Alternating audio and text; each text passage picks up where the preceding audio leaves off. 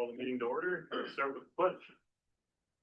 I pledge allegiance to the flag of the United States of America, to the republic for which it stands, one nation, under God, indivisible, with liberty and justice for all. All right, welcome everybody. So the roll call, Director Boyd and Director Trout are absent for now. I believe they're both on their way. The only board chair comments I have for today is it's the first day of autumn. Feels like it's so for the agenda, I'm going to propose that we amend it so that we wait with 8A and 8E. So we'll go 1 through 7, then we'll go 8B, which will include 10B, which is the levy certification. And then 8C and 8D, as they all have places to be in a little bit. We'll go through 9 and then go 10E and continue on the rest of the way. Additionally, what we have for 10A, 10B, and 10C, for naming Todd on the accounts and stuff, it's going to fall under the consent agenda. So I'll read through that as we do that. So I'll make that motion to approve the agenda as amended. Somebody have a second? I'll second. Don, thank you. Any discussion? All in favor, say aye. Aye. All right. Appreciation, recognition, and presentation.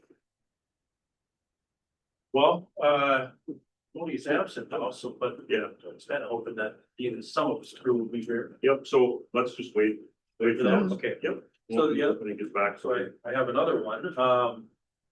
It's almost done with this month, but it's, so those of you that have been on here before will probably remember how glorifying it is for you to hear about, School Board Recognition Month.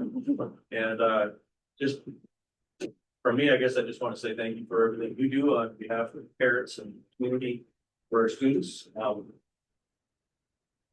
I didn't get you a frame, but I do have a certificate for you. And I also got in the mail today. I had no idea what it looks like, and I didn't open them, but they're from Sourcewell. And there's some student artwork in each one of them, so I'll hand them out to the rest of the Thank you. Thank you. Yeah. Recognition of citizens for input purposes. Yeah. So we will go to the business manager report done in time.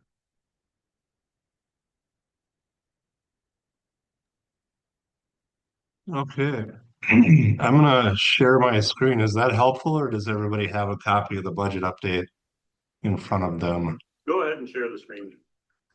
Okay. Oh, sharing is not turned on. Trying.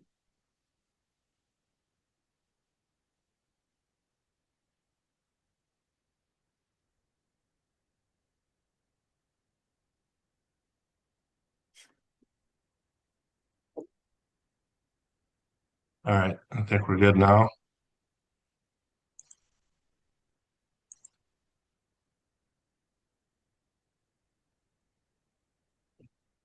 Okay, can everybody see that okay?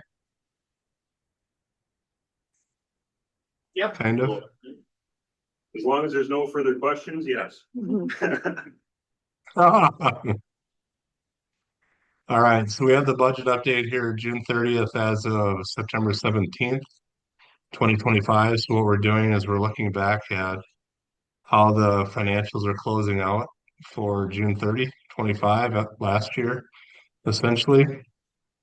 And we're not final yet. Heidi's working through the audit, but I don't envision any significant adjustments at this point. So with that said, we are at 10,605,000 collected in state aid. That's 126,000 less than budget.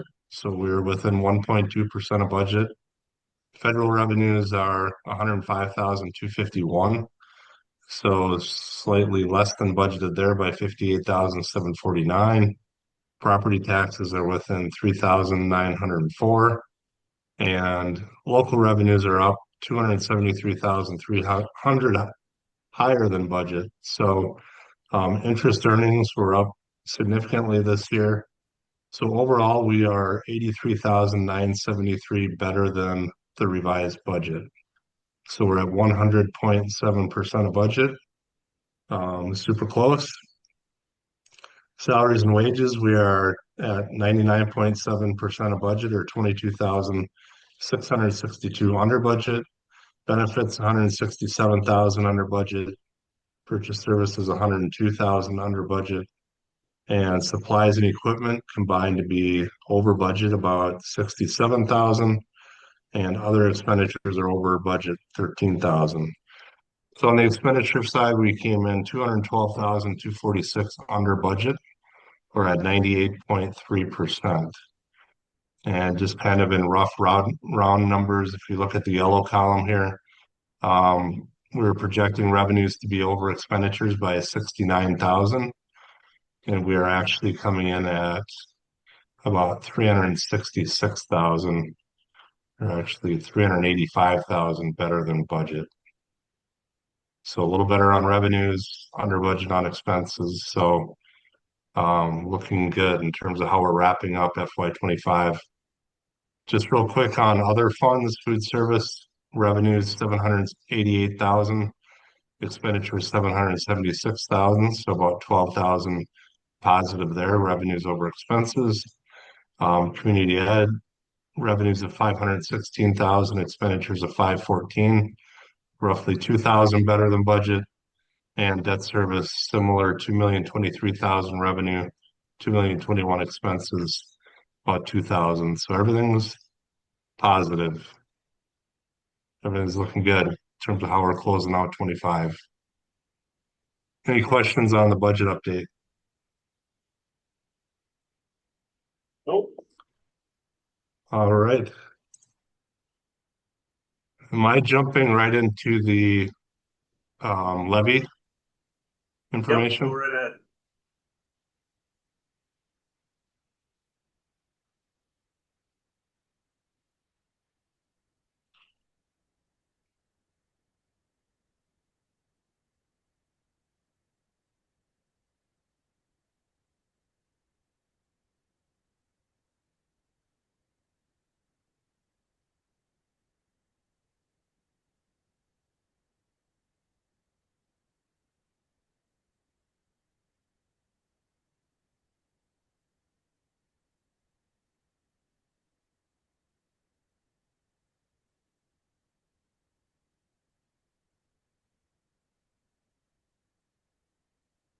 Go ahead, Todd. Okay. I couldn't hear anything there. Um, okay, looking at the proposed pay 26 levy, this document compares the proposed or preliminary levy for pay 26 versus the prior year pay 25. The general fund is going up 81,789, which is a 9.9% increase over pay 25. Items contributing to that, the most significant is this building land lease. This is a mid-state lease that is new. We have to levy for that, and we flow those revenue dollars. Or actually, we assist with making a portion of their debt service payment essentially for that building.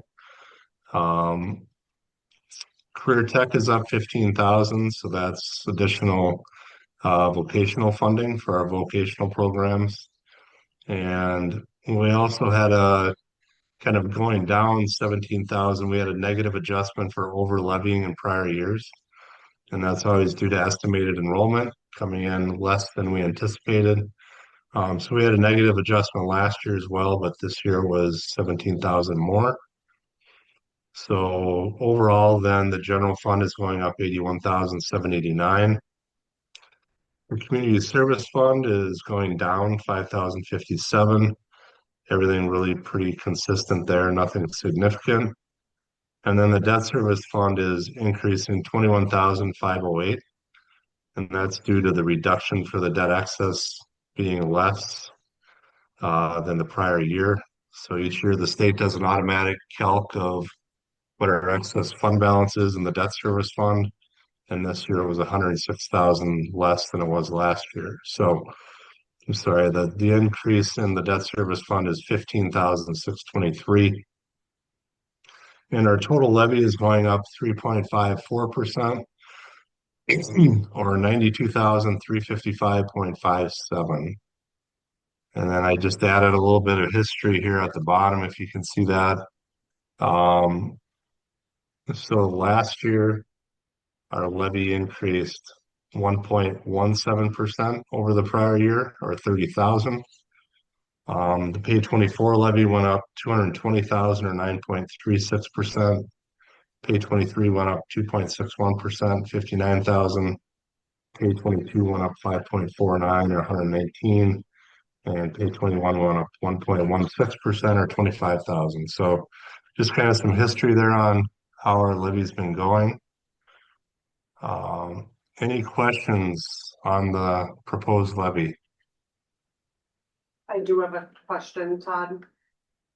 When you talk Yep. about that building land lease levy for Mid-State. So if we include that in the levy for this year, that's putting that onto the taxpayers, correct? Because we've never Correct. done that before.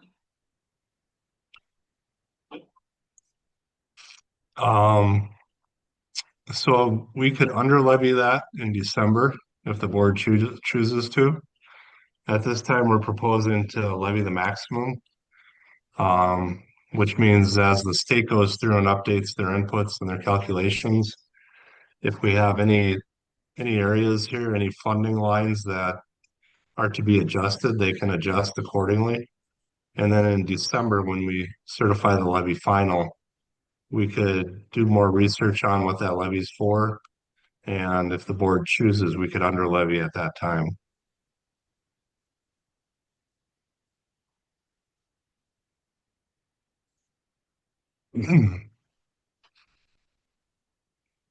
Any other questions? I did gather some other information too. I'll just share real quick. So based on the increase right now, the $92,000 increase, so for residential homestead properties, looking at an estimated value of say 200,000, this would result in a $19 increase and the taxes that are allocated to that resident from the school. $150,000 home would be a $15 increase. And if you look at a $500,000 home, it'd be $60 a year, $5 a month. Commercial industrial properties range from $12 to $173 for $1 million property, $12 for $100,000 property. And then we have the ag homestead impacts down here.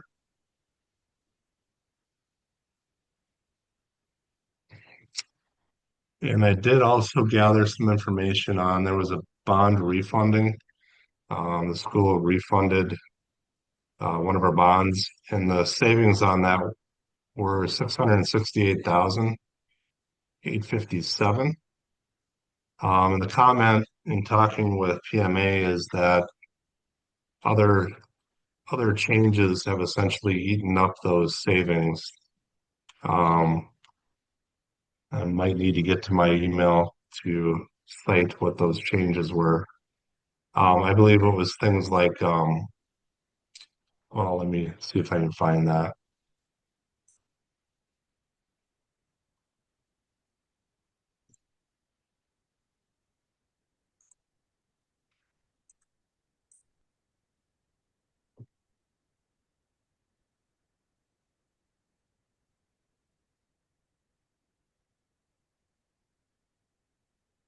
All right, so unfortunately, the debt service levy has continued to rise in recent years despite the savings due to declines in debt service equalization. So debt service equalization is state aid that comes to us to reduce the impact on the local taxpayer.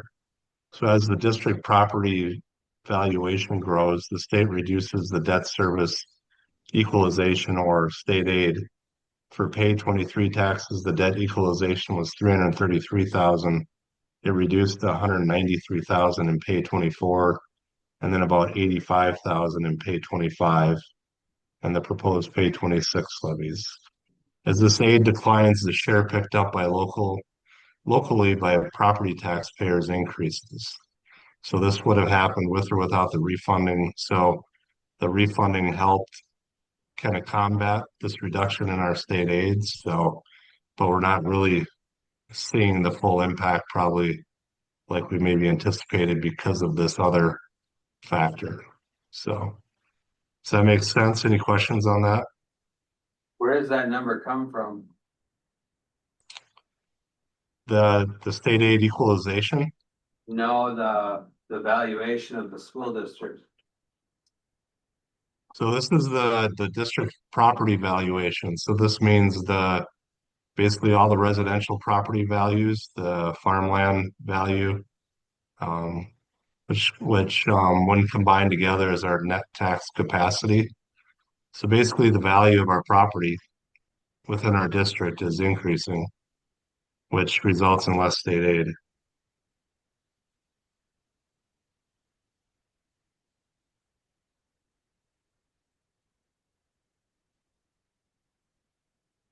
So that must be a schedule then, that's not a percentage. Cause I assume that all properties in the state are increasing in value. So we're I don't only, think that of course, Royalton is looking at our disproportionately district, increasing within our in district value compared to boundaries. the rest of the state. I'm just, I mean, I'm interested in that.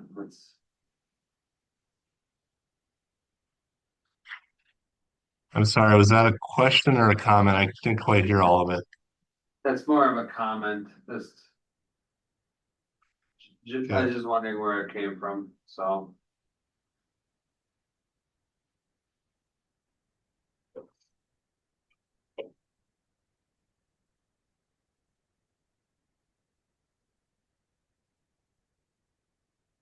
All right, any other questions on the proposed levy certification?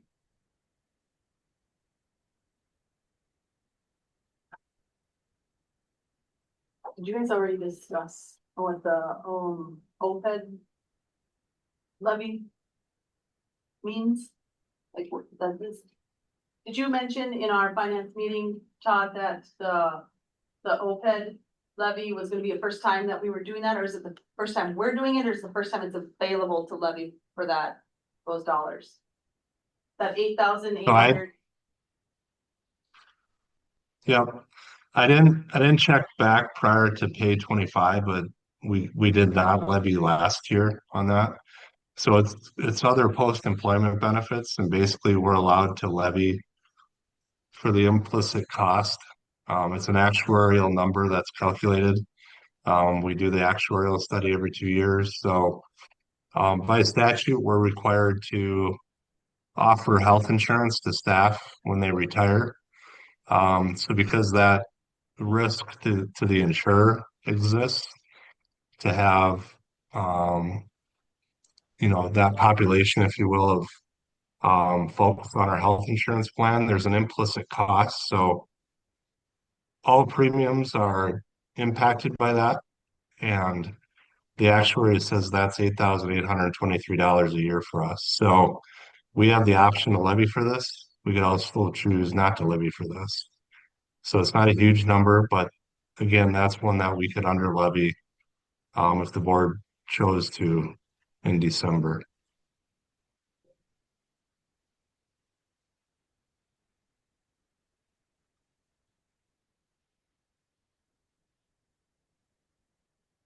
Any other questions?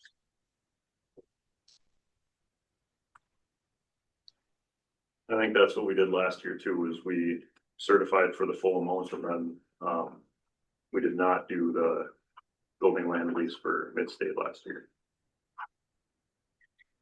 In December.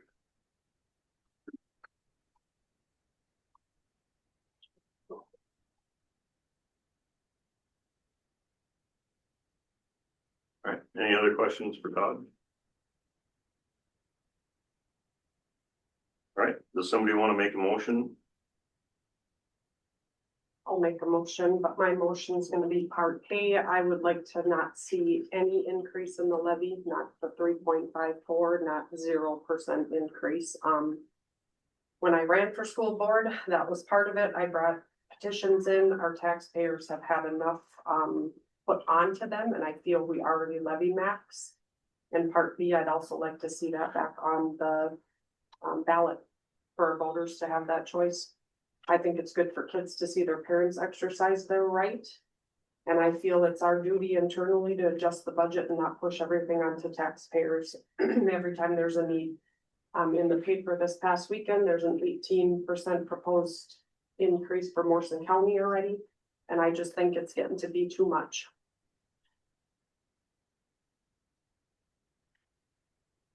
Alright, so let me figure out the motion here. Well. So B is not really part of the motion. That's more of a statement, correct? Unless you could add that to, like against the increase, and I want to see it back on the ballot. So the motion is no increase. Cause the back on the ballot thing is something that is another agenda item that we'd have to do. Okay, yeah, we could talk about that next month, I guess. So, a question then. Well, okay, let me get this first. So the motion is no increase to taxes. I don't want to see an increase with anything. I think pushing it off on the taxpayer every year, it seems to just increase, and in December, we never levy less than 100% or above. So you're saying to not levy at all?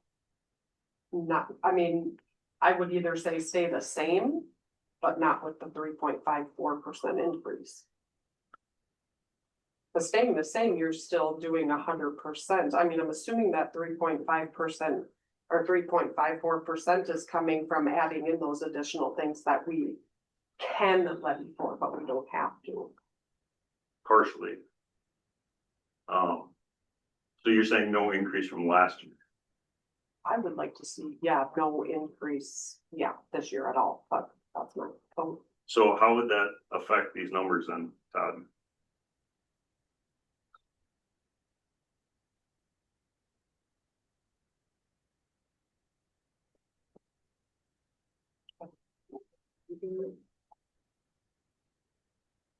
So Todd?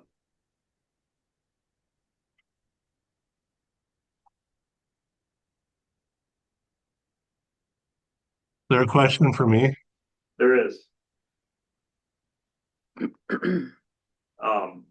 So if we kept our levy the same as last year, how much difference would that make in the monies brought in? What is that How much dollar difference in amount? what? Our budget? Yes,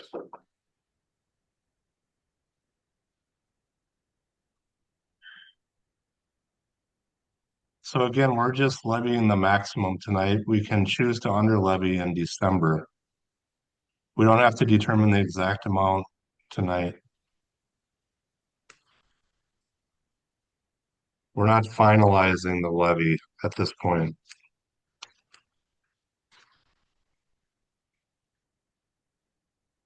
yep, but that's not a motion that we have on the table right now.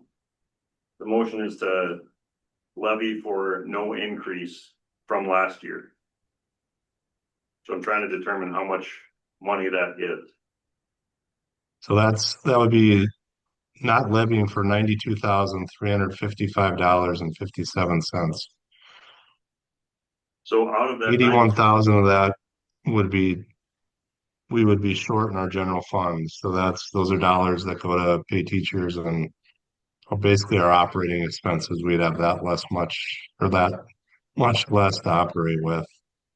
5,000 to community ed. And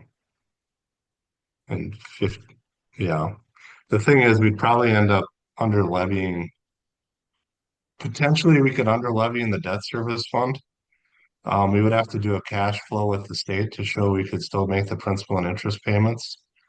In which case we could still do the full levy in the general fund. And it would just reduce the debt service levy, which that doesn't harm us from an operating standpoint, because the debt service fund just goes to pay interest, principal and interest on debt service. So sorry, that's probably more than you're looking for, but the impact is 92,355 less revenue levied. And is that all tax dollars or is that state aid as well? This is just tax revenue. Okay. Would that decrease our state aid as well? Depending on which levies we under levy for, like the building land lease, there's no aid component to that. So if we under levy that, we won't lose any state aid. If we under levy the OPEB, there's no aid tied to that. And then I would try really well. Safe Schools does not have an aid component either. That's one that districts often choose to under levy. Operating capital does have aid attached to it. So does LTFM. So if right now, if I were, if it was December and we were under levying, I would under levy. First, I would try to do it all in the debt service fund. If not, you'd have to go to the building lease, OPEB, and Safe Schools. Okay. Can I ask a question while we're trying to figure this out? Yep. Todd, when you mentioned like that money goes to pay teachers, we still get an increase from the state that we use for negotiations. I mean, if we don't get that increase, that doesn't mean we're not gonna be able to give a negotiation contract increase. Yes, we still have an increase on our Formula A driven by our students. But this is also revenue that goes to the general fund to fund our operations. Correct. This Yep, I understand that. 907,000 still goes to our general fund, Yep, just like our formula aid.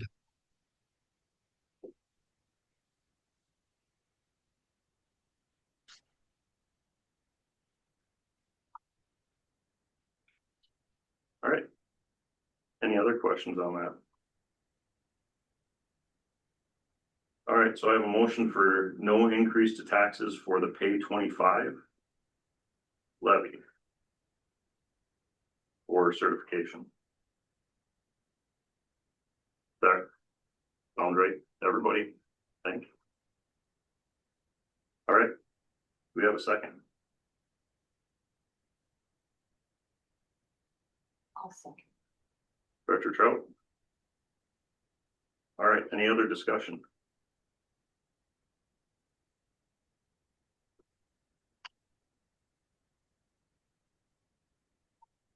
Where are those numbers gonna come from for the levy? That's what we can figure out in December. Honestly, between now and then, Okay, I'd we like don't to, have to have that now. no, now is just basically the ceiling. So if some of these numbers change and it's out of whack, we'll be off more. In the, as we work on our revised 26 budget, we'll plan not to have those dollars in the budget.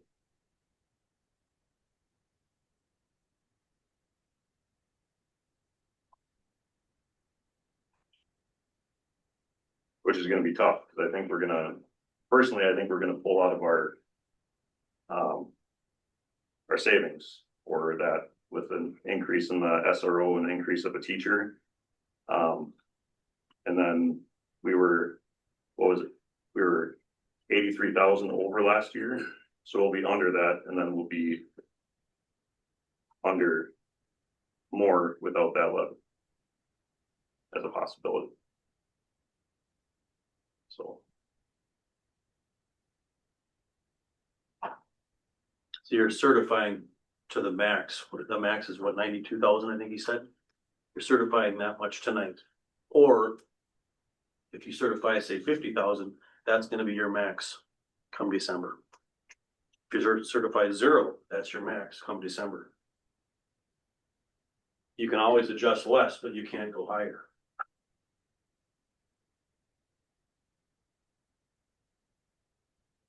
So I don't disagree that there's some we don't need to levy for, just like we didn't do mid-state last year. And some of that stuff. I would personally rather wait until December to make that decision, so if some of these other numbers change, that we have the ability to change with them, but we can always, just like we did last December, say, no, we're not gonna put mid-state on the levy. That's just my 2 cents.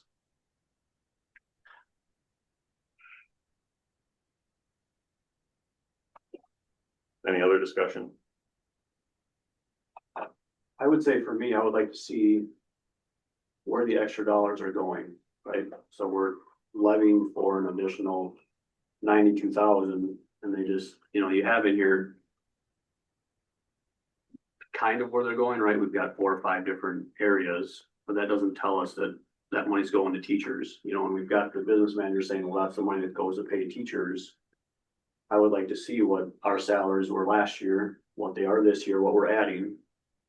And when we talk negotiations, if we're getting so much from the state, well, then we're only gonna give that much to the teachers. Well, if we're talking there's more money here to give to the teachers, why are we only talking, we can only give the teachers what the state is allowing us? You know what I mean? Yep, well, So and I'd like to see it more detailed. so he did go back and say it's operational funds, not just for teachers, but that's one of the things that comes out of that. Right.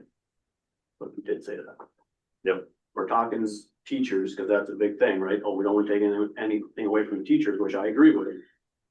I'd like to see where all this money's going. Hmm. That's, And I guess- on, sorry. no, go ahead. And then on that increase, so if you have the 49,000 roughly for the building and land lease, and then you have the 34,000 for the safe schools. And then you have that OPEB for the 8,800 roughly, you're talking $91,823, but he said none of that holds state aid, right? Correct. So that 92,000 is that, so really state aid isn't gonna be affected then by this. Correct. So, Yep, and that's why I was asking which so ones have really, state aid. we're still gonna get our state aid, the same amount. Yep. Even if we don't levy for those things. Yep.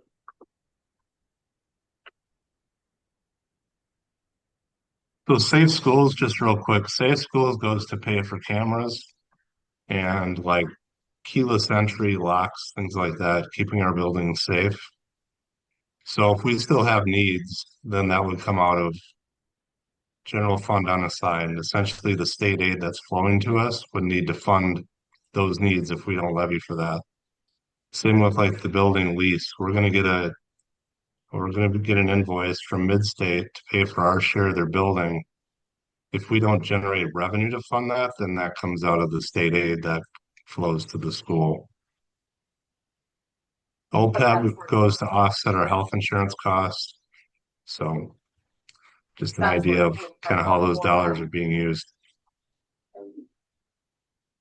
For my 2 cents, I appreciate Ellie's want to keep things the same, but I think we should do this in November. So that we don't, because she's got it within $1,000, and we can direct them to do that. That's what I would like to see. I'm kind of leaning Randy's way. I too agree with, I'd rather see it at 0, but we can get there. I'm afraid if we set it at 0 and we run into some situation where we don't have the funds we want, then we have a bigger problem. At least we have some time. We set it at the 3.5% or whatever that number was. And then November, December, we could go to the 0. So I'm a little nervous to put it at 0 tonight without, I guess, further where we're gonna come up with that money if we need it. Yeah, I'd like to understand those dollars Correct. myself too. Like Lucas said, where's it all going? What's it for? Etc. But we can't, if that's what we're going to do, I know what Ellie's saying is we'll make the vote tonight and then we'll come in December and we won't do any due diligence. If we're going to do diligence to it, we have to keep it on the burner, so. I understand both sides. And I just, from prior experience, it never goes below 100%. I mean, we can make it do that, obviously, but it seems like there's always a need somewhere. Yep. Well, but we did do less than 100% last year because we brought Midstate up and that wasn't put in there. So was Mid-State on this last year? Was that proposed? it was And then proposed, we brought Proposed. that. and then it was taken back in December. So it's 100% minus the, lease levy for the Mid-State building. Where is that? That's the, It's the 40, right, that's the land. that Okay. land lease. That is what that is. Okay. Yep.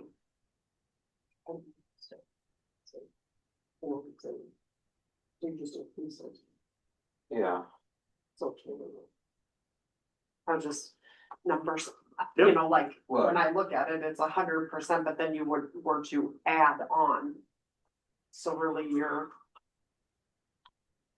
so we're gonna stay at so say we don't do we do a 0% increase. You're still maxing 100%, correct? Because we're taking every dime we can from the taxpayers. And we're taking that 100%, and then if we add these things, it's increasing 3.54%, correct? Yes. Yeah, okay.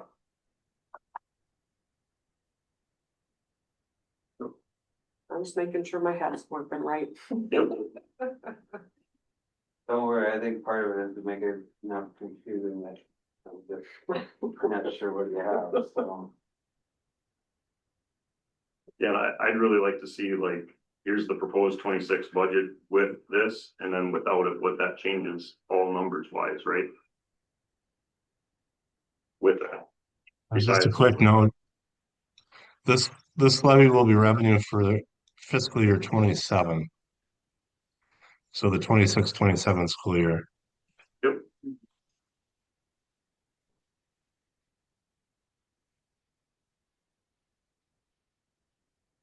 All right, so we have a motion to increase the taxes from pay 25 levy, or motion to have no increase to taxes from the pay 25 levy.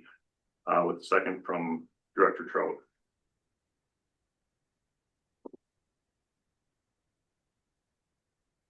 So, well, let's do a roll call vote for this. So John, can you? Yeah, sorry, Director Trout, Nay. Director Hackett, Yeah, Director Holm, I, Director Boyd, Hey, Director Andrews, nay, Director Hosta. Nay. All right. 5-1. So that one is voted down.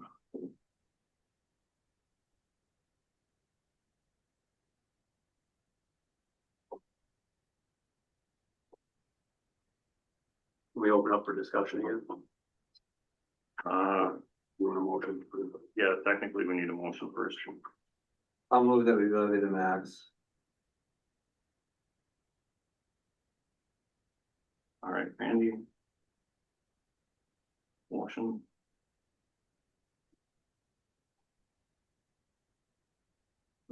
Anybody want a second?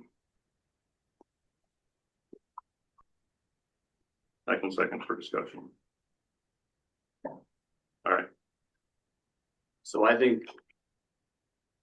I guess I'm okay with levy to the max. But we need to do our due diligence and we need to see where this money's going, right? If the money's going to the teachers and we need that money, we understand that teachers. There's districts that are planning on not giving their teachers anything, right? That's tough.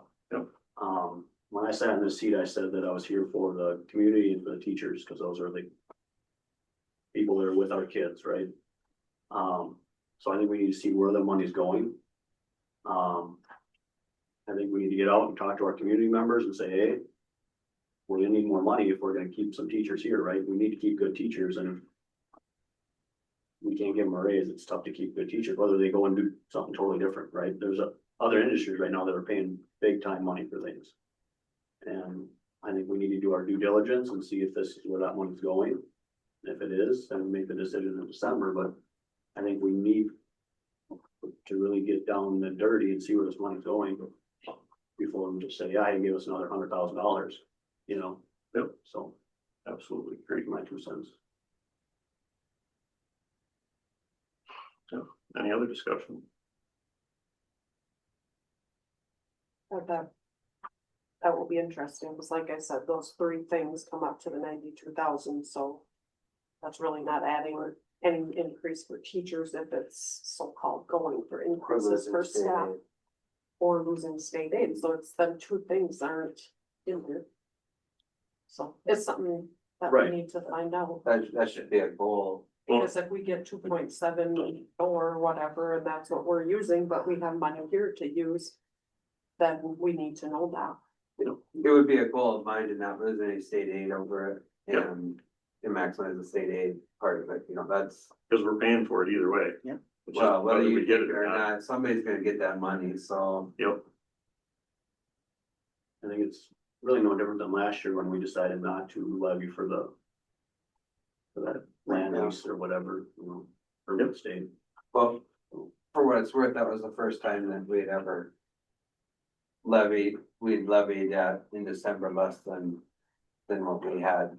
Right, but I think It was the first time since I've been on the board that I'd seen that, so, past years that wasn't on there though, I don't think. either. no, it never was, and Right. so if anybody's wondering what the deal there was, when they decided to build Midstate, we were spending so much on transportation costs.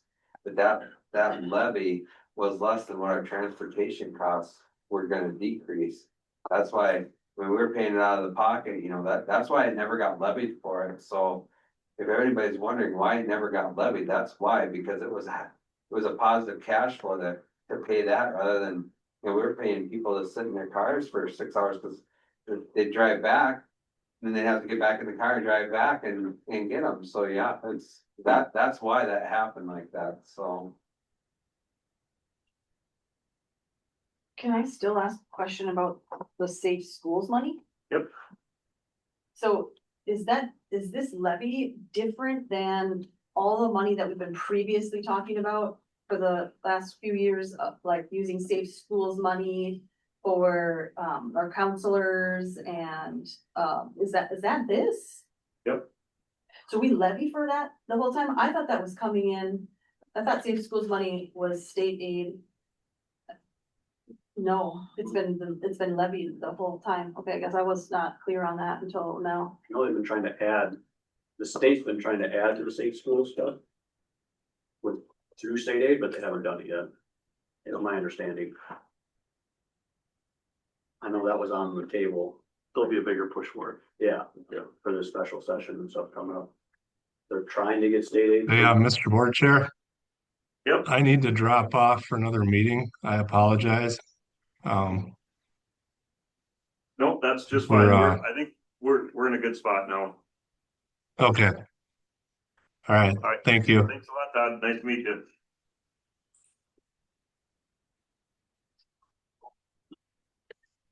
Yeah, I know there's a big push for that.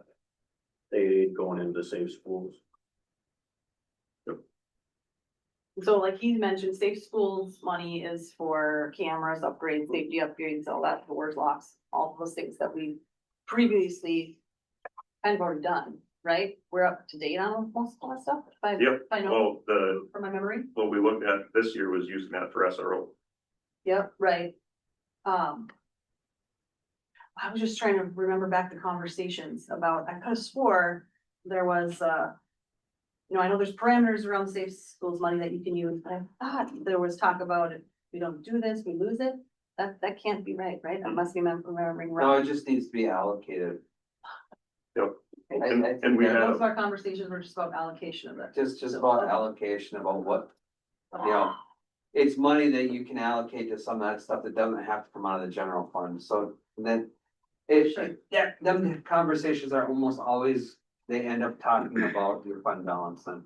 At the end, that's where that ends up with, cause if you don't, you got that pot of money that sits there, you could spend that and then. You'd have more in your general fund, so it makes your fund balance look better, that's.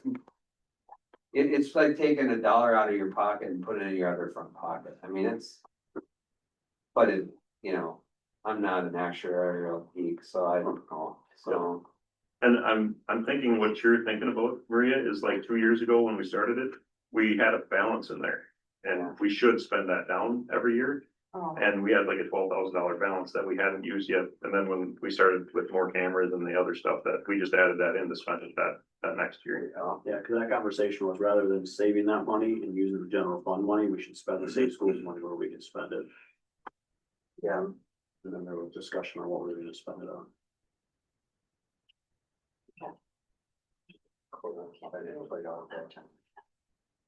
All right, any other discussion?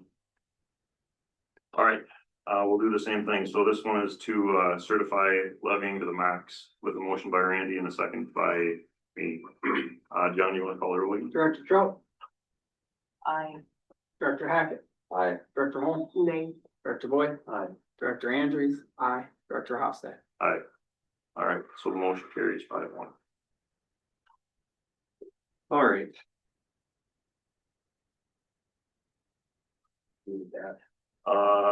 Principals report. Didn't skip you this time.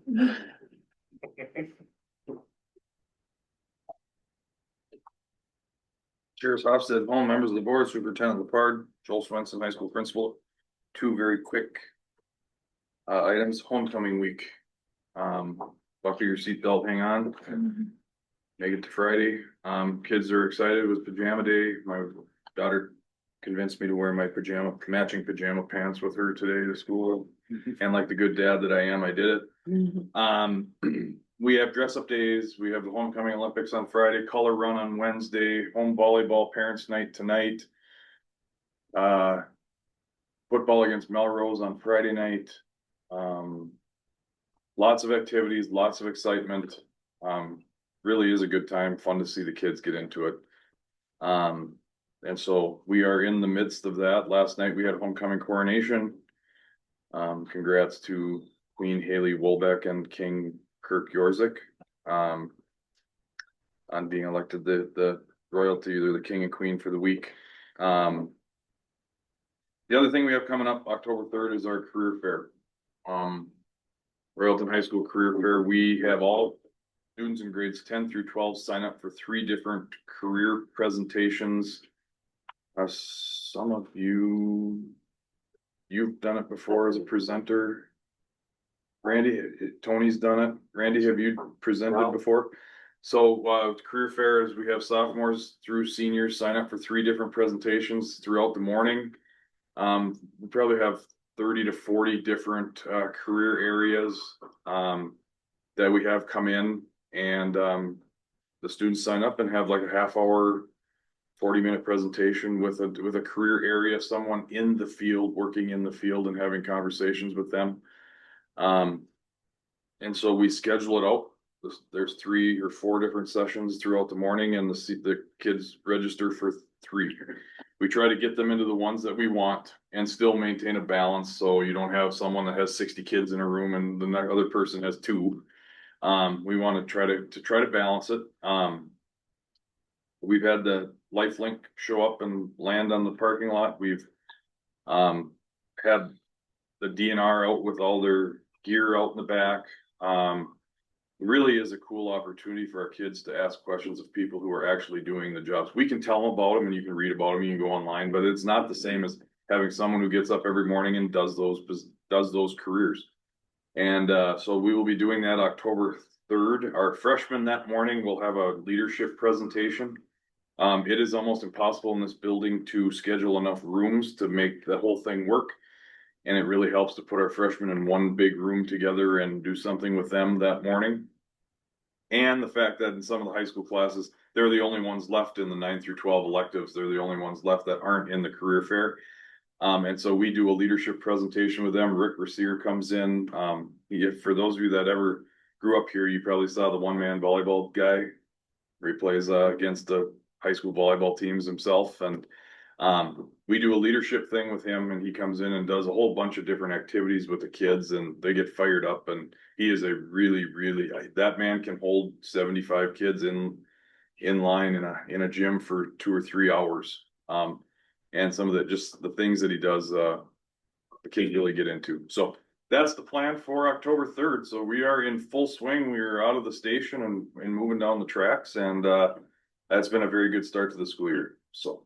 Any questions? I just have one quick question about the career fair.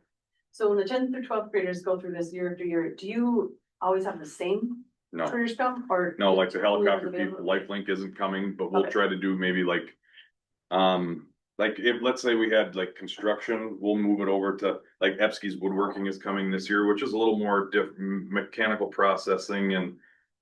We'll try to differ that up. You probably have some of the big ones like, you're probably gonna have a nurse, Mhm. probably from Centricare or something. We tend to get a lot of those, but we'll try to mix the specialties in, you know, I see. dental offices or sonography versus, you know, radiology, and try to get different things in play. Yeah, it does change every year, but we do probably have a few constants that come. Tony, are you presenting again this year? I've heard good things of that. Yeah, the kids So- are great. Yeah, that's good, it's good. I take them down to the boiler room, up in a mechanical mezzanine, kind of behind the doors they don't get to see. It's good, it's good. A lot of that staff comes from here, you know, it's good. All right, All right, thank you.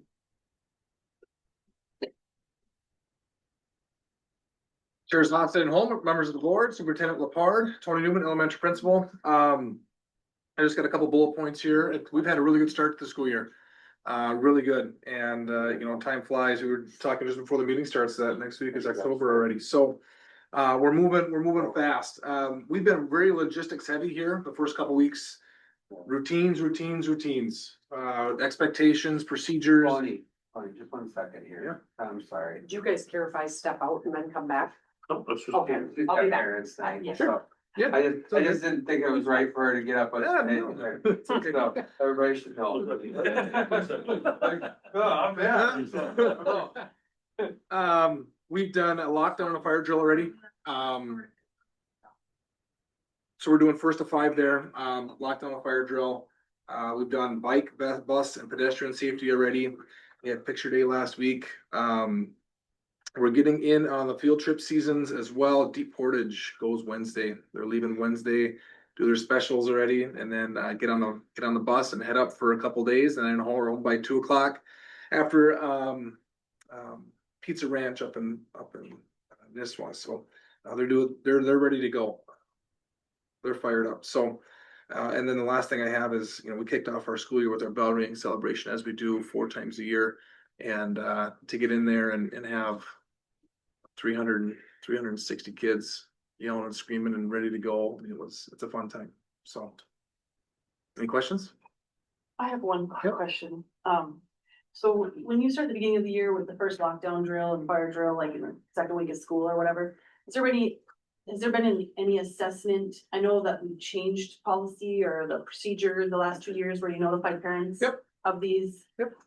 But I know it was kind of like a little bit of a fear mongering scenario for preschoolers, kindergartners, first graders, you know, the younger kids just trying to get a feel for school, and then all of a sudden they have to worry about practicing for an intruder, Yeah. you know?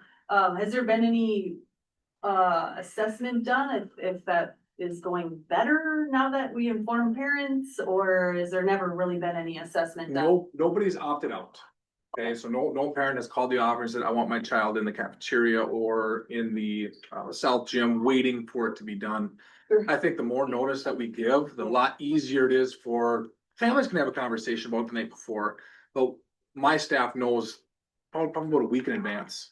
You know, I told them my Friday update. Hey, next Wednesday, we're doing a fire drill. Next Friday, we're doing a lockdown. So kids that need to be prepped can be prepped. Sure. Here, maybe not so much the scenario, like at the other building, we can go through a scenario and saying, okay, there's an intruder at door number 7, which is the northwest door by the church. Yeah. So you can talk about what you would do. Mhm. So then in this specific one, this is the one that we did last week was the big one where lights are off, moving away from the door. I went around and jiggled the door handles, 3rd, 4th, 5th grade, check bathrooms, secretaries, check primary wing, you know, but that's some of the stuff that the kids are. I had one class that wasn't in there, they were in the gym at the time. And I said, well, can you come around and like jiggle the door handle and pull it so we can see that the door is shut? Yeah, absolutely. So some kids are asking for that. I don't get many tears. There's not for this. Even some kids that need the pre-teaching. they're good with it, so. It's good. to hear. Yeah. Thanks. All right, thanks, Tony. All right. Okay. Chairs Hofstad and Holm, members of the board, Superintendent Lacard, Galen Arnzen, Activities Director. Sports are going off really well. Our volleyball team is currently 11-3. We face tonight a very tough section opponent of Foley. Our football team is 3-1, with the possibility of getting a couple more wins the rest of the season. So, but we are also in a very tough section for football, so we can easily be over 500 and not host a section game. So, I wanted to just give you some updates on where our participation numbers are for our fall stuff. For volleyball, we have 40 athletes. That does not include managers. Junior high, and that's 9-12. For junior high volleyball, we have 29. Cross country, we have 25 athletes. That's 7-12. Football for the 9-12 is 35, and then junior high football is 24. So football, I think we're down a little bit in numbers, but we also had a pretty big senior group last year graduate. So yeah, we're working hard. We're getting there. And then this Wednesday, I'll actually be taking a group of 12 sophomores to Painesville for our annual Central Minnesota Leadership Conference that the conference puts on. So good time. Any questions? All right. Thanks. Thank you. All right.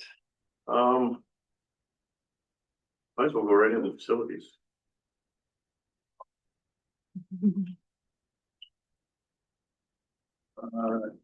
Chair Hofstad, board members, Superintendent Lepard. Kind of same thing for me. The kickoff to the year has been pretty smooth. Yeah, not a lot of hiccups. Good. I guess we're getting good at this. But yeah, the summer cleanup and repairs and this and that help a lot with that because we're ready to go by mid-August usually. That's our goal all the time because buildings get pretty busy. So, as far as any upcoming expenses on my end and stuff like that, you just never know. I get a lot of moving parts in these buildings. One thing that surprised me the other day was in Tony's building. We had a plumbing issue in the kitchen. It was on a garbage disposal. That's where they rinse the dishes off just before the dishwasher. That part of the building is probably one of the older parts. I think that plumbing could be probably vintage, late 50s, 60s. So we're just going to change a routine pipe on that. Well, we grabbed it with a pipe wrench and it virtually crumbled. And the pipes are worn so thin and whatnot from years and years of their old galvanized piping and whatnot. They're not the plastic PVC that we use now. So that's probably, I've got a plumber, LJ Plumbing, and I'll probably get some other bids on that too, to potentially replumb the kitchen next summer. I'd rather be fire marshal on it than fireman, take care of these things one by one. I'd rather replumb the whole thing under the dishwasher, freshen up floor drains, anything that we see could be a problem. So I'm working on those numbers. Air handler and boilers and whatnot. Boilers were in very good shape. Virtually new ones at the elementary. We got different vintage boilers in the boiler room down here, but everything is looking good.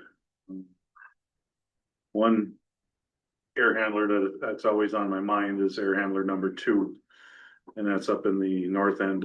Actually takes care of Joel Swenson, Caton's area. That is a 1970 air handler with a 1996 air conditioning unit on it. So we're running some old wheels there. Yeah, so it's keeping an eye on it. If it goes down, I hope that we're in good enough shape where we could maybe think about a full-blown replacement. I hate to put a brand new air conditioner on a 1970 air handler or vice versa, So we'll see, but keeping it going. I don't know if any of you are familiar with the different refrigerants that are in air conditioners. That unit still has the R22 refrigerant, which is basically liquid gold now. It's very, Good for the environment too. yeah, it's obsolete. So if we pull that out and we sell it, that should. Yeah. So we're on borrowed time with that one, but, running good, so. On. Any other information you'd like out of me?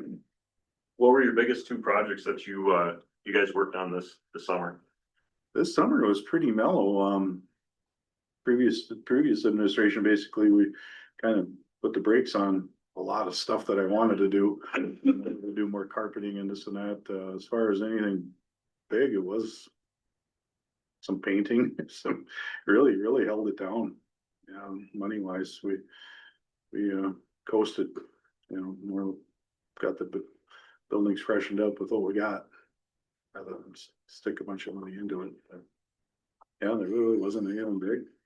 But, another thing that's been talked about several times is our roofs. We have many different vintages of roofs up there. The oldest is 1996 on both buildings. So we're pushing that 30+ years on some of that. I think we're building a fund slowly but surely, to between 5 and 8 years out or whatever to start the process of replacement on those, but we're keeping good repair on them. I have a good relationship with the roofer out of St. Cloud, Bisey Roofing, and twice a year we walk the roofs. And same thing, rather be fire marshal than firemen to try to catch anything that looks like it could leak, we fix it, but we still get a few leaks here and there. Nothing major. I mean, even on the newer roofs, we can't even call these new anymore, they're 10 years old, so. One question for you. Hmm? So when you just mentioned that you didn't really do any major projects because the brakes were put on and you had a list, is your list a proactive list of things that need to get done? Or are we gonna be falling behind the times then and need to have a year where we catch up on all the things that need to be done? Good question, yeah. Every year that you don't tackle something, obviously, they get shoved to the next year. Flooring in the elementary school is a big project. We've got a lot left. We did, I think, 2 summers ago, we did about $86,000 worth of flooring in there, about 15,000 square feet. And, that touched a quarter of the building, So there's a lot to do over there yet. Carpet, there's a lot of carpet in both buildings is still vintage 1996. So. Would it be beneficial for us to have a summarized list from Tony? Sure. For us to know what these potential, like your rolling, list you have of the bigger projects so that Yeah. we don't incidentally have a summer where we're A lot not, of this opens up proactively a good discussion with the LTFM fund. yeah, That has many components to it. Obviously, you can spend that money in so many ways on these buildings as long as you're fixing or replacing existing. From roofs to carpet to boilers to air handlers to doors to, it's on and on. So yeah, as I see a need, I can come up with a list of stuff. Yeah, I'd like to stay going. Because nothing is getting any younger. Believe me. And that stuff's on the 10-year plan that you give us each year. A lot of it is, yeah. Yeah, like the plumbing that I brought up at the elementary, that was honest crazy surprise. I know I was getting older, but yeah, it's time. You know what you know, right? It was a wake up. Yeah, we need to dig in deeper. So, but yeah, we got a lot of things to talk about too. And we've got a tennis court up on the hill there that is just sitting, this in total disrepair. I've got it boarded up, keeping people out of it, because there's cracks in it that are probably 4 inches wide, 4 inches deep. You could roll an ankle, break a leg, so. And what do we do with it? Do we tear it out? That's cost money too. So yeah, there's things coming. You wanna spend money, I'm your guy. Well, I don't know if I said that.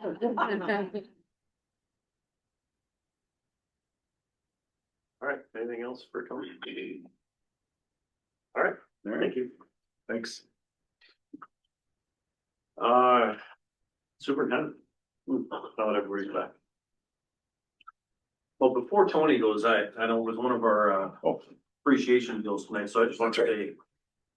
I mean, I almost piped in and said you weren't really doing nothing this summer because I didn't see hardly any weeds around. The yards and the grounds look fantastic. I mean, when I drove up here for back in June, the first thing I noticed was how nice the grounds looked. And that's not, you don't see that everywhere. I was pretty impressed by that. And the buildings are well kept by you and the custodians too, so I appreciate that. So Thank you. just wanted to recognize you and your crew. Yeah, they'll appreciate it too. I've been in newer buildings than this one. You know, we did some of the basketball, and then it takes work to keep them looking like this. Oh, yes. And you notice it right away. You gotta be staffed properly too. Thank you. You want a picture with us too? Don't want to really pictures. No, thank you, and thank you on behalf of the crew. Yeah, like a couple of them, I think we're gonna pop in here, but it's a busy night for us out there too. Jim's, of course, we gotta tear this down, put it away too, and it's a lot going on, so. Yep, well, we do have certificates for all of them, so if you can get a group picture together for us at some point, so we can recognize you on social media and that stuff too. Sure, maybe like MEA when the whole crews, cause we got a day and evening shifts now and whatnot, so tougher to gather them all. Yeah. We wanna give those to Tony, then he can hand them all. Yeah. Sure. Sorry, I just was. No, that's fine. I mean, we can give them to them tomorrow. Yeah. So. Okay, homecoming week activities were already. I was gonna defer to Joel anyway, so he did a good job on that. Student leadership, you and I kind of talked about it at one time too, but, I visited with Joel about, looking for 1, 2, or 3 student leaders, like from student council, for example, that could be. Maybe one of them could show up quarterly to the board meeting and sit at a chair with us and give a report, from a student perspective on school, or recommendations or how things are going, talk about activities, those kinds of things. And so we're working on that, so we'll have somebody here this fall yet on that. And ironically, he told me today that he was one of those people in high school too, so kind of has that perspective. Strategic planning, tentatively set October 28th for that, at 6 o'clock, and it's actually the same night as parent teacher conferences at the elementary that night, so hopefully we can draw some people in with that. And I guess I'm kind of looking at it as a time to review what we've been doing, get some feedback on that, and then talk about what's going on this year as far as goals, as far as the SRO perspective, apprenticeship perspectives. One other thing, Dave and I have been talking about, and the principals as well, is maybe some, we have a communication plan, but I'm coming in with eyes from the outside, just looking at maybe some other things that we could do with that too, and get some feedback on that. And just kind of springboard into the spring with the plan on that. Kind of a big hot topic is Family Medical Leave Act, Minnesota paid leave. And so I want to have that on the agenda at the next board meeting and just, I should have a pretty good understanding about it. I've been kind of learning it a little bit each week, a little bit more, but I had a good meeting last week and picked up a few more things. I'm not going to go through it all tonight, but it is going to be a cost to the district a little bit as far as premiums. Districts are either going with the Minnesota plan or they're going out searching for their own. The dollars, I'll figure that out for you next time, but it's just a little, other companies are coming in just a little bit below what the Minnesota plan is gonna be, because they want the business, but, I'll talk about that at that time. Medical leave is, starting January 1. People can take 12 weeks of medical, they can take 12 weeks of family leave. But a max of 20 weeks of the two during a 1 year period.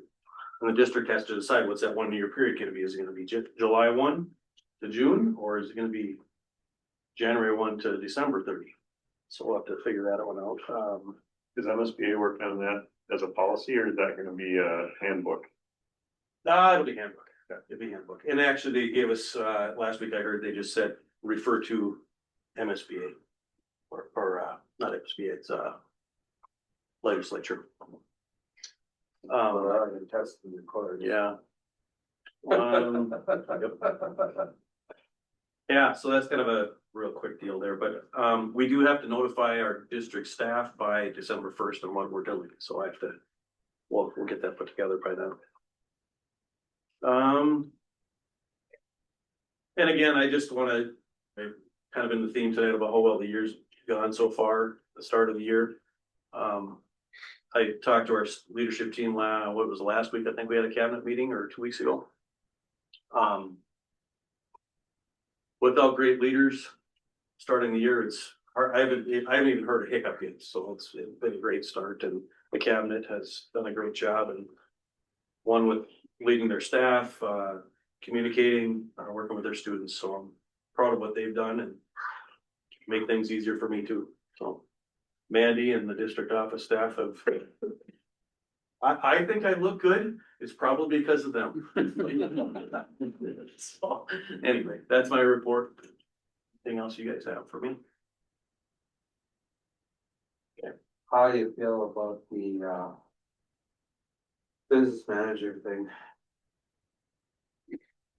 I want somebody on site. It's gonna be a challenge finding somebody. I had 5 apps the last time when we had business manager / HR advertised. I thought we were gonna get that person. 4 of the 5 have had no business finance background for school. They didn't know what Mars was or UFARS, never heard of it before. They think they know. That's a steep learning curve. They think they can figure out what they can't. They had some HR background. The one person I was that close to offering, I didn't want to keep going up on the offer for him. It was gonna be too expensive, and it's from St. Cloud, and gonna compete with that. So now I think at this point we have a halftime or 0.6 HR. If I advertise for business manager, it's still gonna be a lofty hope that we're gonna find somebody, but I think there'll be a better chance. People are looking for them all over the place. Can I, the possibility might be to partner with another district, something like that, which I haven't made those calls yet, but once we advertise it, then we can do that. But ideally, we have somebody here every day. But, yeah.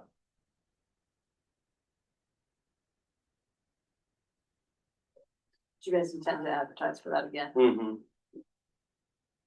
I mean, I'll be honest, I know he's not on here right now, but I asked him a few questions today, not bringing up that we're gonna advertise, but, he's the president of that company, Todd is. He's extremely busy just doing that. I mean, how many districts are you working with? 7 right now, plus that. He hasn't even been here yet. Yeah. And trying to communicate is tough. Then really you have to apologize for being open about the way you feel, so.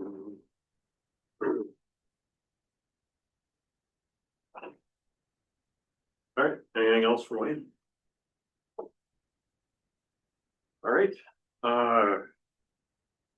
we're on number 9, right? And all over here. Are you crossing them off? But I had arrows going up and down. So the consent agenda approval, so the board is consenting to approve the items listed below as presented at one time.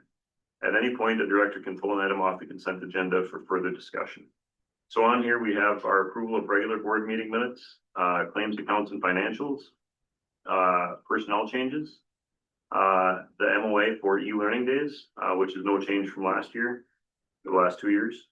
Approval of final policy readings, and those are listed in there. There was nothing that was a substantial change besides statute or a legislative change.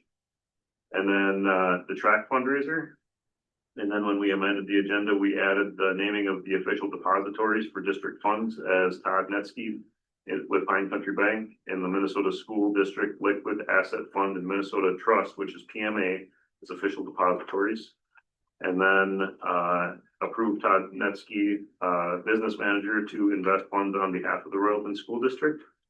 And then the delegation of authority to make electronic fund transfers by Todd. Does this mean that we're gonna have to go in and sign at the bank again? Just thinking about that. Neat. But those are all. Is there anything anybody would like to pull? All right, would somebody like to make a motion? I'll make a motion. Director Holm, thank you. I'll second it. Director Hackett, any discussion? All in favor, say aye. Aye. Opposed? All right, motion carries. Next we are on 10E, so the SRO contract update. Well, went to the city council meeting a couple weeks ago. I think we were there for, I believe it was there too. Started at 7 o'clock. I think we left at 9. We were on for about 45 minutes. So the proposal from chief to us was 3/4 of the year, which would have been about 57 or 58,000. I came back with student contact days, which is 172 plus 12 in the summer at 184 days. His rate is 76,000, so that came back at about, I think it was 52 or 53,000. Yeah. And then the city would take, or his budget would cover the training, officers' uniform, supplies like that. Everything was good until about the last 10 minutes, I felt like, and then one of them threw out the idea of the squad car because we're using it part of the year. Looked it up and it's not a legal expense for the school district to pay for any of that, so. Or even just dollars towards it. Yeah. It sounded like every year. Yeah. Oh, you mean like a fee? Yeah. Mhm. Yeah, Just because salary. they have to replace, what did he say, every 3 years is generally what they replace. Yeah.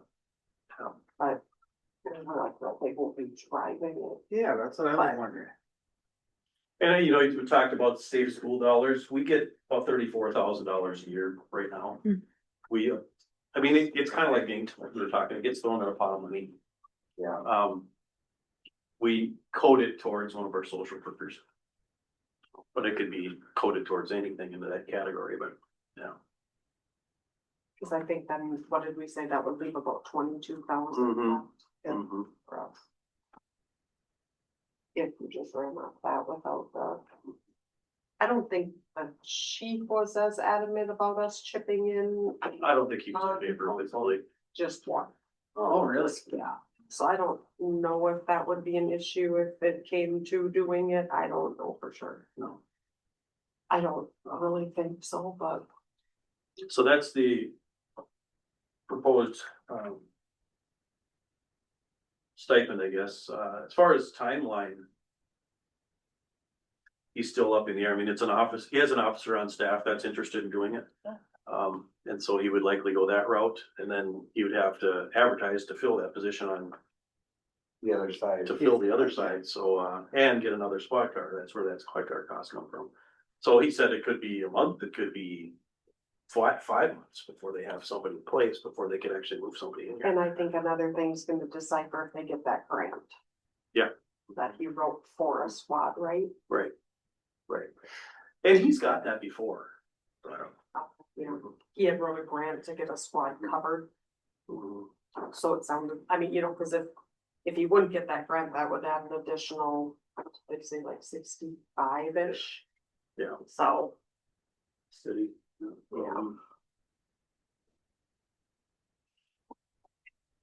I have a question more so on this, the agreement, the contract that we have.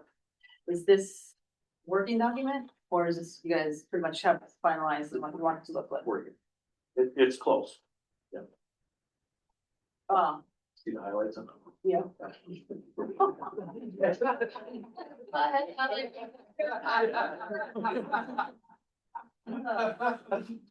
So is there room for input? Yes.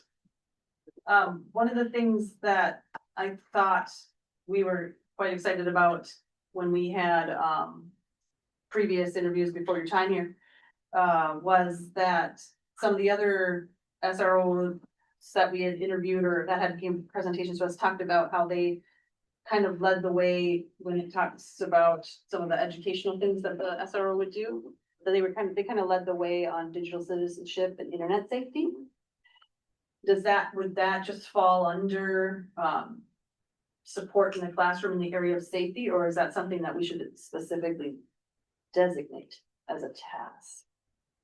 I think they would be a person to help support and our own staff. I don't know if we currently do. So we digital do citizenship. some with that. I would rather keep it vague like that because then we can tell them to do anything. Yeah. And then we can come up with that and that can be part of, you know, as we look at the strategic plan, that is something that we're gonna talk about the SRO is what do families want us to Yeah. have them do? And then, you know, we have a list of probably 8 things, I think, that we came up with, at least I have a list of 8 things. Okay, It was addiction, it was, you know, all that stuff. Yeah. And then where does that best fit in, which is what these guys can take back to, you know, 5th grade health versus 8th grade health, Yeah. versus, you know, whatever. Yeah. So I think if we leave it vague. well, I'm then- fine with leaving it vague, I just was wondering if it was on the radar. Oh, yeah, for sure. Yep. It's still within that person's role, or Mhm. whatever, Yep. something we're gonna Yep. participate in. Chief and I have talked about that too. Yeah. That will take about half their time just to get through all the grades. Really, Which is good. yeah, it's needed. I can tell you, I've had multiple families reach out since it hit the Morrison County record, all in favor. Really? Yeah. I mean, there was no cost in there, but they were all appreciating that we're taking safety and all of this into consideration just with everything that's been going on. And the crazy thing is, there's a lot of people who are like, we didn't have that. Correct. Multiple have said that. I thought we had one on site. Yeah. That's your turn too.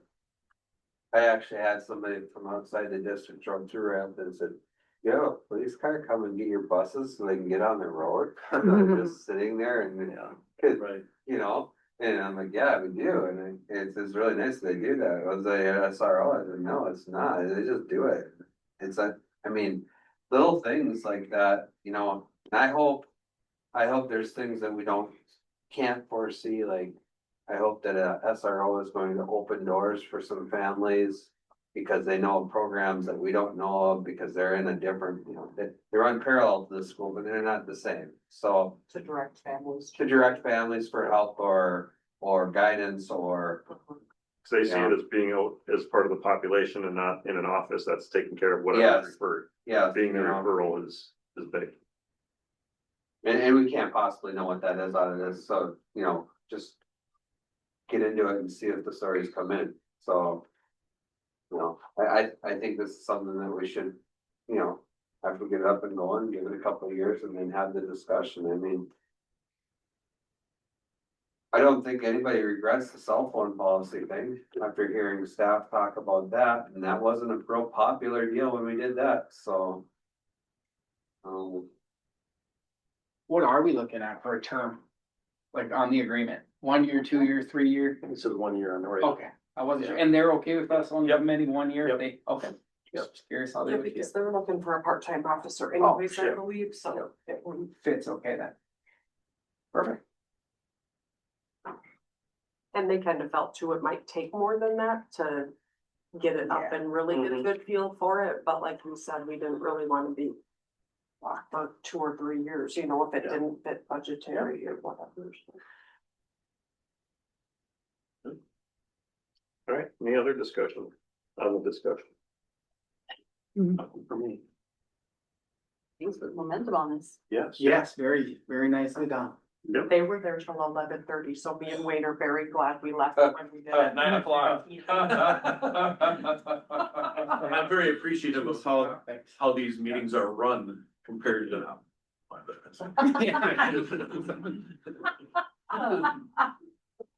You don't have to apologize. You have to.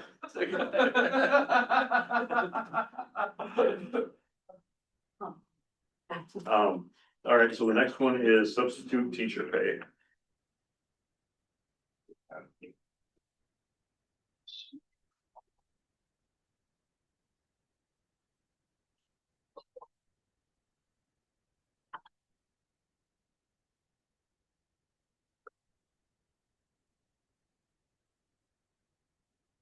We adjusted these fees. I'm sorry, was somebody gonna give a presentation or are we just looking at it? I don't want. Go ahead. You're leading. Did we not just adjust these fees not too long ago and bring them up or no? I think we just talked about it. Yeah, I think it was 2 years ago that we upped it by the $10 or whatever it was at the time. Okay, that was the 2 year ago process, okay, I believe so. okay. I was just expecting us to be further out of range. Given our hard time finding substitutes, so.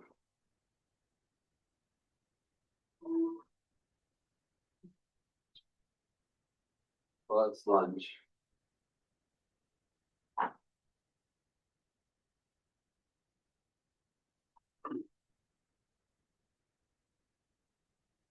I'd say we can keep with Little Falls for sure, that's, you know, up the highway, you know, up at $10 at least, so you file in the middle. If they're coming from Sauk Rapids, Pierce is a little, it's gonna cost you a little bit to get there, but. So where does this come from? Like, where does this document sit? So this is pieced together from Mandy with some, so I had a spreadsheet sent from, No, so our subpay oh, is set in what document? The reason I ask, is this a teacher's contract thing Yeah. that this is going into, or is this a, you know, as a procedural administrative thing that the administration is asking the board to change or to look at? this would be from admin. Okay, It's not set in a teacher contract, but sub-pay is. I don't believe it is. See how it could be. Substitute teachers aren't on contract. Should be separate. Separate. Okay, yeah. We changed it before, remember? Yeah. Back and that was just, Not how are you? And we can call it teacher's contract and see if it's in there, but I don't think it is. it's not. Okay. Yeah. Good question though. So what's the view of this? What's the recommendation from the administration? What's your take on it? Well, You have issues with getting subs, and do they tell you why? Or not? So they say, hey, you guys don't pay as much. Because of Tony. It's, some of it's a mixed bag. Some people don't wanna get called at 6 o'clock in the morning. So they put a do not call. Well, they wanna go in themselves and choose the days that they want. So I can do Tuesday, Wednesday, Thursday, I can do, unless you're called and said, hey, a retired teacher, hey, I need 3 days for you to cover me at this time. Couldn't you do it? Oh, yep, we'll put it down, but they don't wanna get called. You know, they're a little more choosy. So the on-call piece is the problem. Some of it, I mean, it's whether, you know, we looked into, teachers on call for subs. And then there's additional costs for that. Well, we have our front line that calls anyways, but people just hit that either snooze or they go in there and do not call. Cause they don't wanna get woke up at 5 o'clock in the morning. Where are On short notice. where are they coming from? A lot of them are retired teachers, or they live in Little Falls and they'll come down. We don't get a ton of people coming from the south up to us.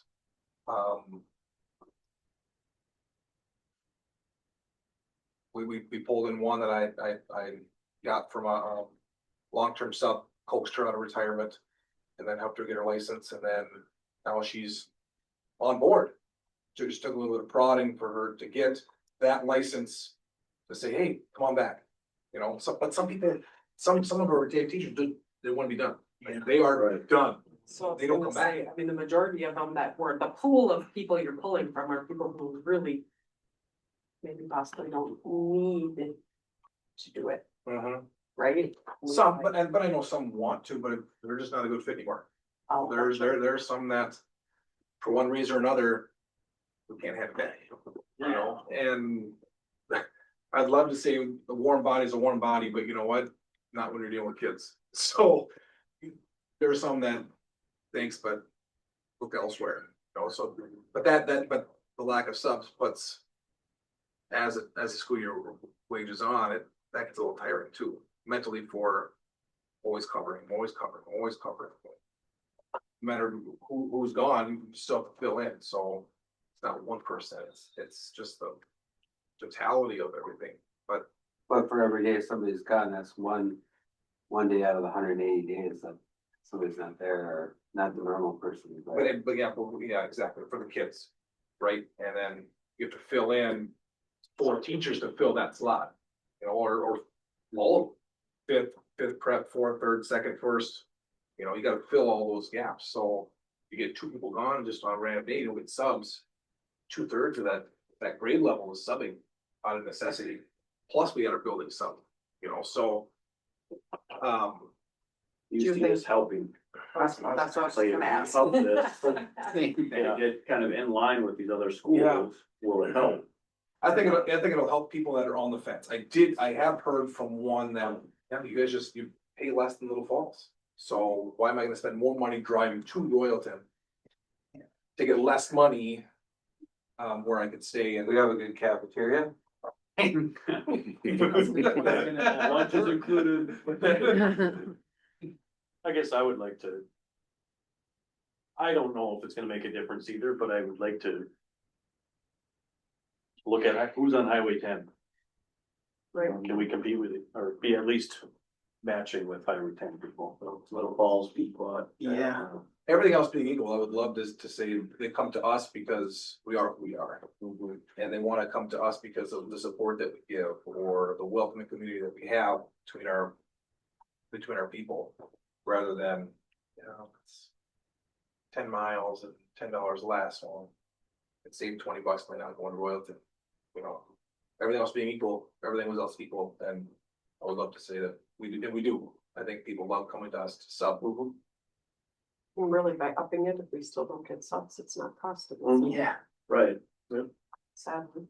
I mean, I did have one retired teacher come up to me at a get together of that.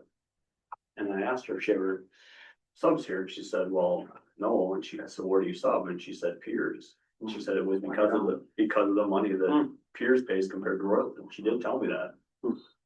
I mean, I think she lives between here and Piers too, you know, somewhere. Yeah. So, Yeah. you know, $20 more if I go there and it's same distance or closer or whatever. That's the only one that's ever told me that, but kind of opened my eyes, you know. It adds up. Oh, yeah. So 10 days at $20 a day, per month, that's $200. Is there a reason why a retired district teacher gets paid more than somebody that's not? Cause they know the systems, I would it's like they already know where attendance needs to go to, and you know what I mean, who to contact. and all that kind of stuff. Thank you for being retiring with us, so we're gonna. Cause not everybody does that. You know, as I look at the board, not everybody does that, so I was just asking. When we weren't able to find out Dock Rapids, I feel like we said we don't get very many people driving north to cut. I'm sure Rice is scooping them up. Rice Elementary. Because they get to pay whatever Dock Rapids wages are. We didn't. Yeah, I think, weren't able to I find think that. it was I mean, I have a spreadsheet with all of them across Minnesota, but we're trying to keep the ones that were right here similar to us. Sure. They were, the St. Cloud area ones were higher. Yeah. So another question, what does it take to get licensed? Yeah. Depends. I mean. The LSB doesn't move fast, so if you're trying to get, even if you have an expired license, there's a process, and it can take 3, 4, 5 weeks before they respond. And depending on the type of license that you want, if you want to get a lifetime sub license, that's a little bit longer of a process. What are the requirements though?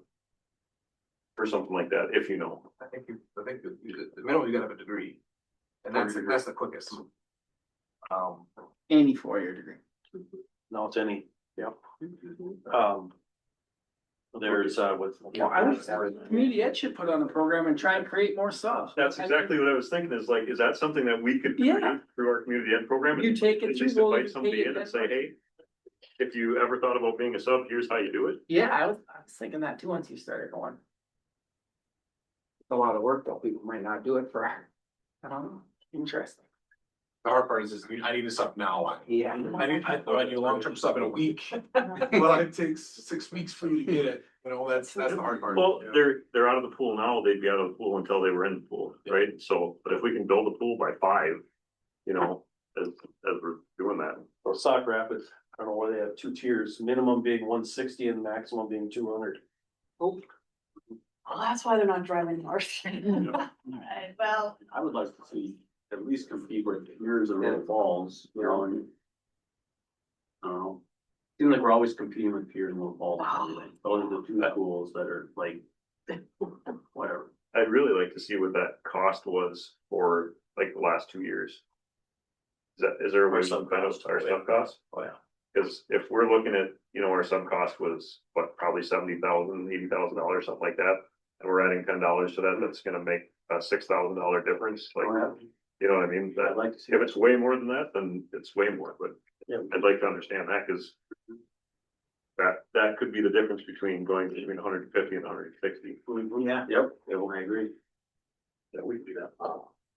we also have to take into consideration the legislative changes to that FMLA. I mean, I just happened to get to listen to my boss complain. About how it's into effect. I haven't done that once. You know, with you're gonna need for subs is going to incrementally increase through the roof. I mean, Oh, we have you can take 12 weeks off if your mom is sick. For a couple of leave requests already. How many building subs do we have? 1 in each? Yeah. Is that enough? Yeah, then you're trying to find something from. Wait, I mean, granted. Well, you call them and tell them not to come today. One of your other teachers say, hey, we shook the lottery, you get the day off. They're on the teacher contract. I was just like, it's the lottery I won. But anyways, I know no one can foresee how much people are gonna utilize that now that it's such a broad brush that can be utilized there. But they're But- planning on using it. I mean, It's not a break in the contract. my wife does daycare for teachers and she's got one that pushed their start time way back because of that. I mean, if they pass it and it goes through, she's taking all of it. And she teaches at one of these schools, not ours, but so that school's gonna have to find a substitute teacher for her for that whole school year. So that is gonna be a big cost. And so long-term subs pay off this, or do they get a different? Long-term subs are part of the teacher contract, so if when I hire Okay. for a maternity leave or a leave. Yeah.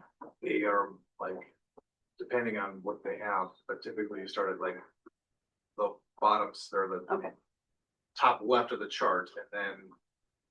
Go 12 weeks and then that's your rate of pay, or that's what you can Okay. pay. It's not a sub pay for 30 days and then you go on to teacher contract, we Okay. roll them into. Okay. That first step right away. Because that's essentially what the, in any of these FMLA situations would be the long-term subcontract, so we wouldn't be Now, shooting our it would foot be off. nice. That's not, Okay. this is the day-to-day, this is the short haul stuff. Okay. So we'll have that for the next. And I do feel like if we don't get the subs, we're also gonna get, teachers are gonna start asking for a stipend, right? If the classrooms are Oh, yeah. just split between, so really you're gonna be a horse piece for money wise. I mean, I might even save if you like that. But, I mean, it's something to look at, right? Yep. Okay, we'll bring it next time. Yep. All right, approval of donations by resolution. Mandy's got a great thing on here for me. I really appreciate it. So would anybody like to make the motion to introduce the resolution and waive the reading? So moved. All right, Director Trump. All right, so, the Royalton Public Schools gratefully accepts the following donations as identified below. So a $250 grant from the American Legion, for homecoming, $1,000 grant from the American Legion for the staff breakfast, $200 for Pine Country Bank, from Pine Country Bank for the new hire lunch, $1,150 from North Central Economic Development for the classroom of Lake Matheson. The American Legion, for 4 new American flags for, buildings and grounds. And $1,000 from the Initiative Foundation, for the classroom of Robert Skira. Does somebody want to, second that motion? One second. Director Holm, thank you. And then upon a roll call vote, call the roll. Director Trout, Aye. Director Hackett, Aye. Director Holm, Aye. Director Boyd, Aye. Director Andrews, Director House. Aye. All right, Thank you. yes, a big thank you to all of those. That's what gets us across the finish line with so many things. I really like to see that. I mean, so these are the grants and the donations that are getting approved. That means there's a bunch of them that aren't. You know, they took the effort too, so. If that many get approved, that means there's a lot more that aren't, so thanks to them too. So, Yep. Yep, absolutely. Thank you for that. I'm gonna keep that note, just so you know.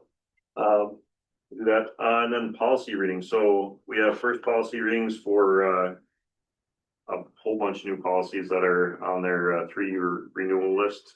And then. Yep, that was it. For that. All right, so before we go to closed meeting, we have our upcoming meeting schedule. Does this? So, question on the policy meeting, do we want to move that? Or do you want to get it done tomorrow night? For Wednesday? I don't know if I can get them all read. Yeah, I don't. Agreed. I can't either. No. Do we think a week, or do we want to? Keep these until the November meeting? Because really, we have to have them in a week because we have to put them on the agenda to get approved, and that has to be done by Wednesday of next week. I'm out of town next week, so. So do we want to just keep our October timeframe and just cancel September's? Because we're finished with, we went final on all the rest of them, so these are all brand new that we've never read before. Yeah. So I think we can have time to get them through, because they're not gonna be on a second and final at the next meeting anyway. Wait till the next one, you're saying? If you guys are okay with that. Yeah, that would be fine with me. That would work fine for me as well. That'd be October 22nd. So Wednesday, September 24th would be canceled. Oh, correct. Then our next board meeting is October 6th, finance and policy on the 22nd. And then, the next regular board meeting is on November 10th. we saw a finance meeting on September 24th. Oh. Tomorrow. That's No, 2 days. Yeah, 2 days. But yeah, we're canceling that because we won't be able to read the, No, not the. oh, the finance, sorry. Finance. Finance, still good, go ahead. All right. Yep. All right, and. Yep. All right, would somebody want to make a motion to close the open meeting at 7:21 PM? Make the motion. Director Holm, thank you. Director Hackett, thank you. All in favor, say aye. Aye. Opposed? All right, motion carried. We'll reconvene in about 8 minutes.